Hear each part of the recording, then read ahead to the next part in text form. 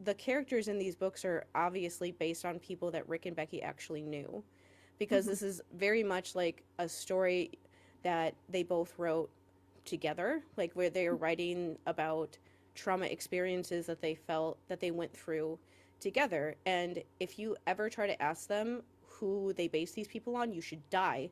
Never ask a traumatized person things like that. You don't deserve to know that.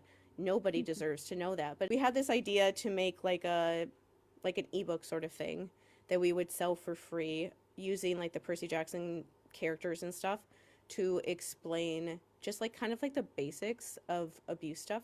I feel like I need to ask her if it's okay that we do this, because this is like her and her husband's entire life. Mm-hmm. And I feel like the least amount of respect you can give them is to ask them first, is it okay if I use your characters to try to explain to kids about abuse stuff? Is that something that Mm-hmm. you'd be okay with us doing?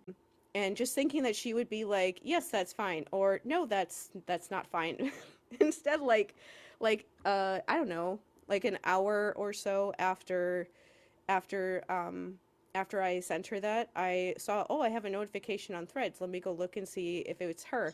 And it's her saying that she found our YouTube channel, started listening to the recent pod, and she put like the emoji face where you're like stressed.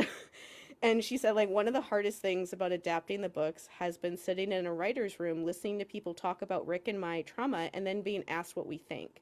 They are just characters to the writers, but hello, you're talking about our inner demons. Come on now. Writer's room equals therapy session is just so super weird.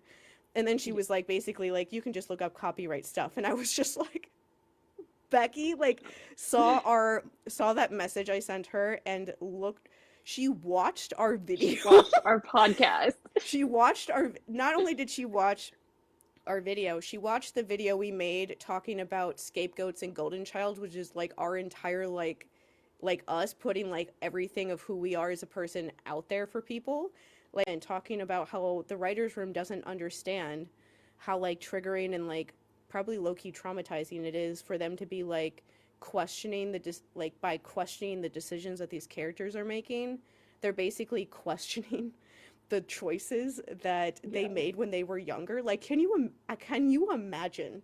Like, can I even imagine somebody coming up to me and being like, "Why did this character make this choice?" And it's like, I don't know, because I was young and super traumatized and going through hell and didn't have anyone else to talk to. And it's just like a wild thing. And it was just like a really amazing thing that she watched our video at all, and then came Mm-hmm. back to it basically talking to us as if she knew that we would understand what she was talking about, that we would understand what it's like, that people don't get when you're like putting yourself out there like that and what you're really trying to say.